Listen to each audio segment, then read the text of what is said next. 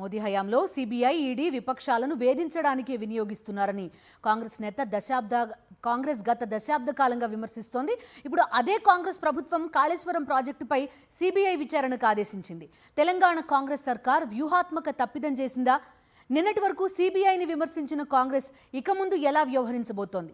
ఈ విషయంలో కాంగ్రెస్ పార్టీ పరిస్థితి ముందు నుయ్యి వెనక గొయ్యిలా మారనుందా? కాళేశ్వరం ప్రాజెక్టుపై ఏర్పాటు చేసిన పీసీ ఘోష్ కమిషన్ రిపోర్టుపై అసెంబ్లీలో చర్చ తర్వాత సీబీఐ విచారణ జరిపించాలని కాంగ్రెస్ ప్రభుత్వం నిర్ణయించింది.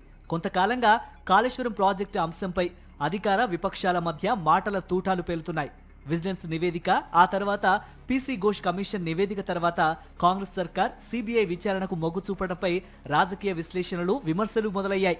కేంద్రంలో మోదీ సర్కార్ వచ్చిన తర్వాత సీబీఐ ఈడీలను దుర్వినియోగం చేస్తున్నారని జాతీయ స్థాయిలో కాంగ్రెస్ విమర్శిస్తోంది.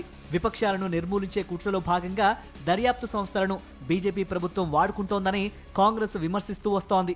సీబీఐపై ఇన్ని విమర్శలు చేస్తూ కాళేశ్వరం ప్రాజెక్టుపై సీబీఐ విచారణ కోరటం కాంగ్రెస్ సర్కార్ తీసుకున్న వ్యూహాత్మక తప్పిదమనే డిస్కషన్ నడుస్తోంది. ఇక ముందు కాంగ్రెస్ దాని మిత్రపక్షాల పాలిత రాష్ట్రాల్లో మంత్రులు, ఎమ్మెల్యేలను విచారిస్తే తెలంగాణ కాంగ్రెస్ వైఖరి ఎలా ఉండబోతోందనే ఆసక్తికరమైన చర్చ జరుగుతోంది. రాష్ట్ర ప్రభుత్వం ఆధ్వర్యంలోని సిఐడి, ఏసీబీలతో విచారణ జరిపిస్తే బీఆర్ఎస్ కు సానుభూతి వస్తుందని రాష్ట్ర కాంగ్రెస్ పెద్దలు అంచనా వేసి ఉంటారన్న అభిప్రాయం వ్యక్తమవుతోంది. అయితే ఇప్పటి వరకు తిట్టిన సీబీఐతో విచారణ చేయించడం అంటే రాజకీయంగా ఆత్మహత్య చేసుకున్నట్లు కాదా అన్న ప్రశ్నలు వినిపిస్తున్నాయి. కాళేశ్వరంపై సీబీఐ విచారణ కోసం రాష్ట్ర ప్రభుత్వం లేఖ రాస్తే సీబీఐ నుంచి ఎటువంటి సమాధానం వస్తుందో చూడాల్సి ఉంటుంది.